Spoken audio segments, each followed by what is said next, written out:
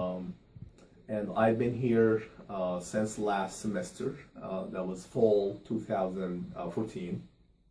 And I'm also expected to complete the second semester, the spring semester, at Wake Forest University. It's such a wonderful place with wonderful faculty and wonderful students as well. I've been actually working and teaching across the U.S. colleges and universities. I started my teaching experience teaching language at State University of New York. That was in 2007, 2008. And after that, I moved to Virginia in one of the most prestigious colleges in the U.S. It's the College of William and Mary in Williamsburg, Virginia. And I used to teach also in Middlebury summer program in California as well. And currently I am at Wake Forest in North Carolina. My academic background is something that is related and very relevant to what I'm doing nowadays.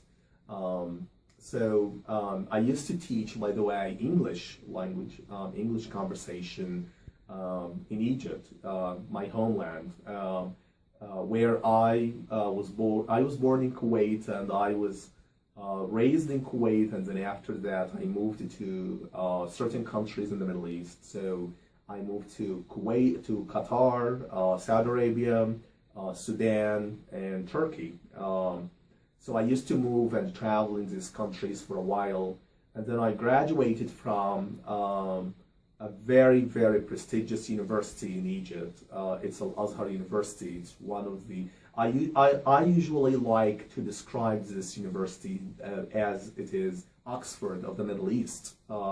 It's really a very, very historic university. And let me just tell you that I am honored and to be educated and graduating from this university. I got my master's degree in linguistics and my doctorate degree also in linguistics. So since I was an undergraduate student, I was so much passionate for that academic field, linguistics, that sense of making such comparisons between English and Arabic, and the translating from one language to another language. That was actually my obsessive passion that I had, and I'm still having, as a matter of fact. That's why, in addition to my academic background, I'm also working as a simultaneous interpreter. I used to travel to Turkey for simultaneous interpretation tasks in international conferences in Turkey. So yeah, this is more about my background, and you know, it's something that is quite interesting when it comes to the academic background, because my international experience in teaching in academic institutions, I mean by that the American institutions, entirely was in the U.S. So I moved from New York to Virginia, California, and North Carolina. And so I hope to continue in this job, because I feel like this is really what I can do, and this is the concept that I have in my mind. Like, I feel I have the responsibility for educating people when it comes to learning language, because language is basically a way of communication, as we know that. And so when it comes to the way, I think that the problem that's happening all the time in different cultures is we do not understand each other. We have that sense, we lack the cultural background of the people, because people are people in different parts in the world. I am not a big fan of that theory that claims like there are huge differences. Believe me, human beings are the same at the end. And let me just quote here something from a religious, glorious Quran that says in Arabic, Bismillah ar-Rahman ar-Rahim, Ya ayyuhan nas, inna khalaqnakum min dhakarin wa untha, wa ja'alnakum shu'uban wa qaba'ila lita'arafu. So let me just put that in English. O mankind, indeed, we created you of males and females, and we made you in tribes and different peoples, in order to recognize and know each other, and in order to get acquainted to each other. So what we can see here, the bottom line is just to know each other and to, to communicate with each other. This is, if you just have a deep look at this verse in Quran, this is in Surah Al-Hujurat, one of the surahs in Quran. It gives the concept, like the core point is just to have that sense of peaceful coexistence together, all of us together. If we have that, then we wouldn't see that sense of clashing that's happening all the time among different peoples of different nations. So from that concept, I felt like the bottom line of learning language is how can we increase the concept of tolerance and peace and find a way to coexist together. That's why I feel myself, when I teach language, whether I teach English or whether I teach Arabic, I feel myself more like cultural ambassador or someone who is just trying to change, expand, and influence people as well.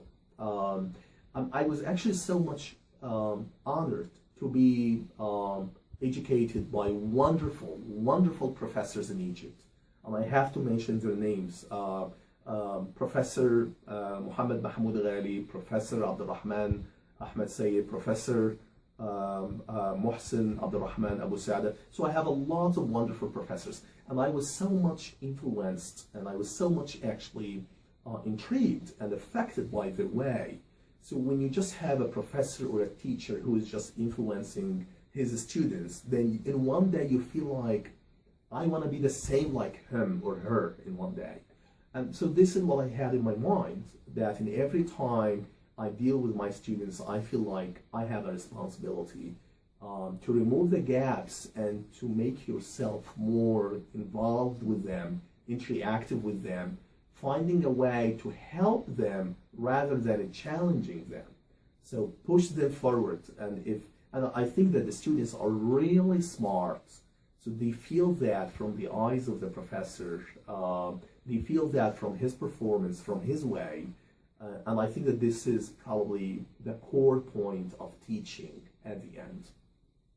Yeah, any questions? Thank you so much for that opening. So I wanted to ask you, based on your experience as a professor and based on your passion for language and education, do you feel that Arabic programs, especially in the United States, have improved or declined in their quality? And more importantly, how do you feel that Arabic is still relevant as a language for students to study, and how can you bring that language into other studies as well? So basically, Arabic language is incredibly increasing, and the programs of learning Arabic language in the US are really very, very flourishing nowadays. I still remember that based on the numbers and the statistics from the US State Department, it's considered Arabic among the critical languages in the US. It's actually Arabic and the Chinese.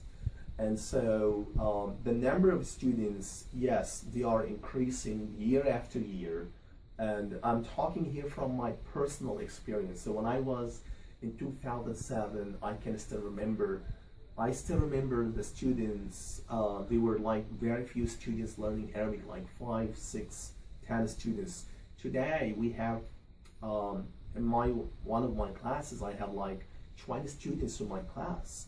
And to be honest, Arabic is actually, I'm not saying it's a difficult language, but let me just be more precise. It's a challenging language, especially when it comes to the variations of phonetic levels, syntactic structures, and the semantic meaning of the words as well. And so I think that Arabic programs, and there is also something very important related to the funding that is available in certain institutions. So if you have all of that, so if you have the environment, if you have the setting that can help the professor and the students, then we can find that the program is increasing and is expanding day after day. I would say yes, the number of students are increasing, and there is also a lot of exchanging programs between the US and certain Middle Eastern countries, including Egypt. I was, before traveling to the US, I was teaching in a very prestigious program at the American University in Cairo. It's a CASA program. And so this is one of the programs. So the idea to send students to different Middle Eastern institutions and to get a first-hand experience up there is incredibly significant experience. The same like when we also send students from Egypt to the US, then when we have that sense of cultural exchanging programs, then we can see different, mindsets and different generations. And I think that the Arabic programs across the US will witness another big leap in the future. It's not so when you just see American students are learning Arabic language as a minor and as a major. Then we have graduate programs also for Middle Eastern studies and Arabic program as well. So you can see how important it is to be involved in such a language. Okay, and you were speaking before about how when you're learning a language, it's important also to integrate knowledge of the culture, otherwise knowing the language itself is baseless. How do you think that universities, professors can better integrate the knowledge of culture and experience with language? Well, that is another challenging point that I faced from the beginning. Like students sometimes they learn Arabic language inside classes, but once they finish the class with a professor, they don't have any way to practice Arabic outside the class or off campus. So one of the things that I really observed is, a lot of American students, they face such a challenge, like they don't have a way to connect what they have inside the class with something outside the class. However, I also try, and I'm actually trying to do that. One of the things that I try to do is just to create something like Arab House on campus, where we can find some native speakers of Arabic, international students coming from the Middle East. They can also participate and be involved with the students on campus. Another way, and this is personal activity I used to make, is just to take my students in different tours and different trips in certain Middle Eastern institutions and to visit cultural centers. One of the things that I used to make, for example, is to visit Islamic centers in the cities, in Washington, D.C., in New York. And the reason for that is just to make the students be aware about not just the linguistic level of language, but also to be aware about the religious, the social, the cultural, the historic dimensions of Arabic language. So when the students, for example, see that there is a connection, for example, between Arabic language and the religious dimensions, remember that the glorious Quran is in Arabic language. So the way, as you see today, that there are a lot of misconceptions about Islam and Muslims in Western circles, and especially in the US.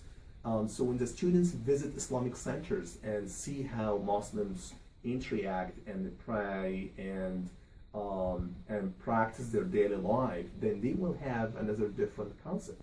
This is one of the ways that I used to do. The other thing is, for example, I used also to make something like practical activities that probably can help the students. One of the things that I really felt like it's really very practical is to make the students create their own activities using songs, for example, and to make the students practice that in a very interesting and very intriguing way.